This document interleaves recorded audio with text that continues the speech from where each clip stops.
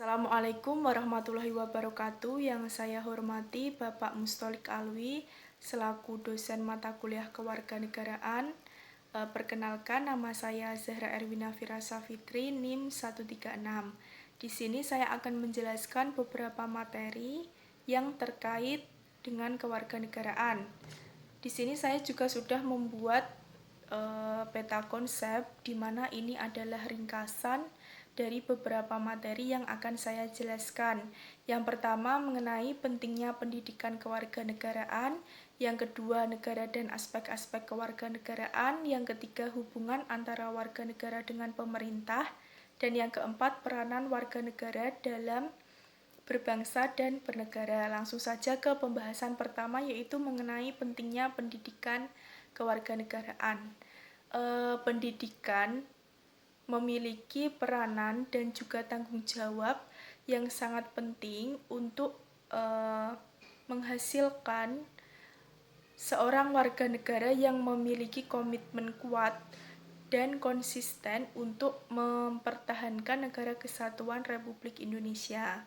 Nah, salah satu upaya yang dapat dilakukan yaitu dengan menyelenggarakan program pendidikan kewarganegaraan baik di tingkat sekolah dasar, sekolah menengah, atau kuliah, yang kemudian diharapkan mampu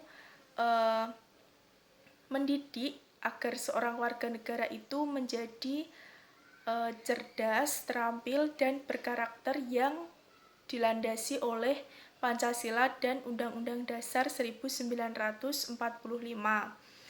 Kemudian ada juga faktor-faktor yang menunjang keberhasilan pendidikan kewarganegaraan ini, antara lain faktor keluarga, tokoh-tokoh masyarakat, media massa, dan lembaga-lembaga lainnya. Kemudian masuk ke pembahasan yang kedua mengenai negara dan aspek-aspek kewarganegaraan.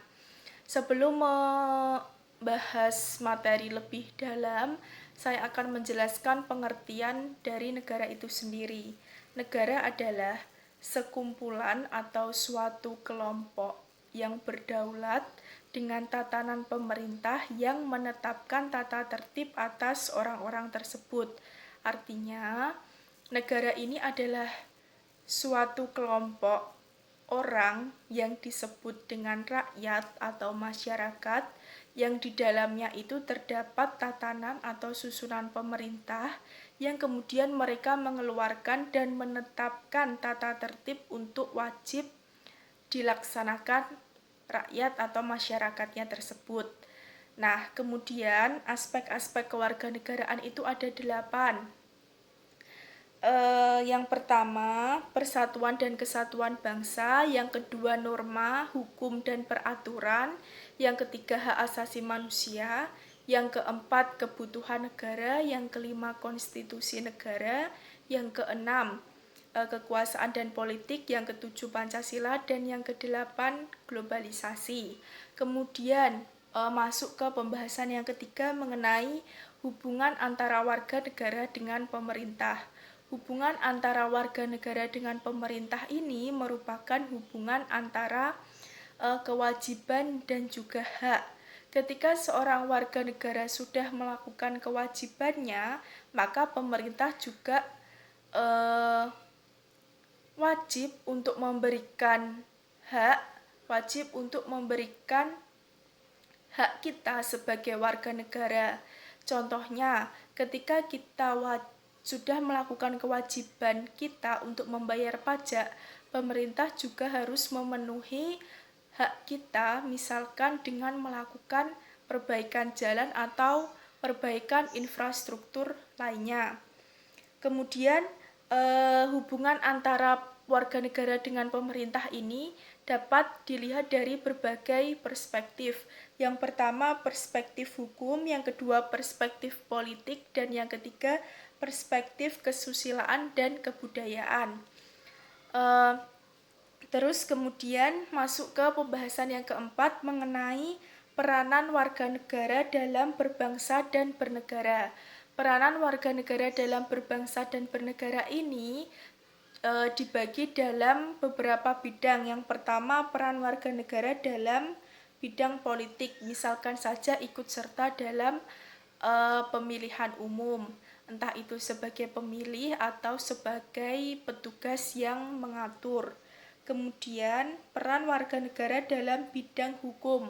Kita tahu bahwa Indonesia ini adalah negara hukum dengan segala tata tertibnya.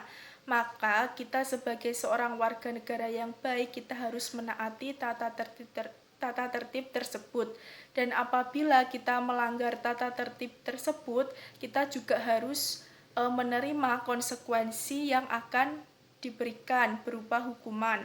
Kemudian, peran warga negara dalam bidang sosial.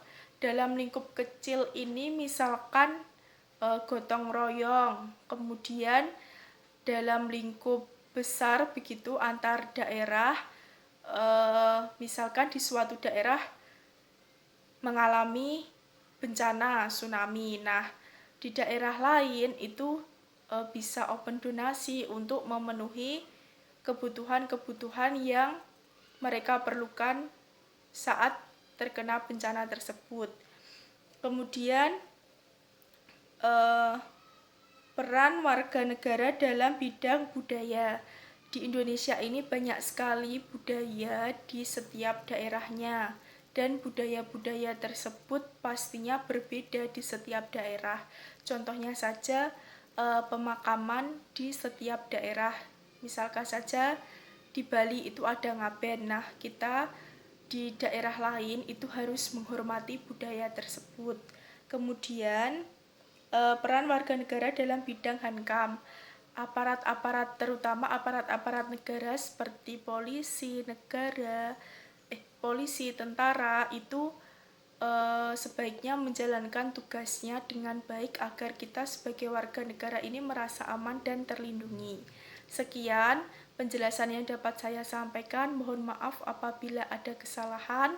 Wassalamualaikum warahmatullahi wabarakatuh.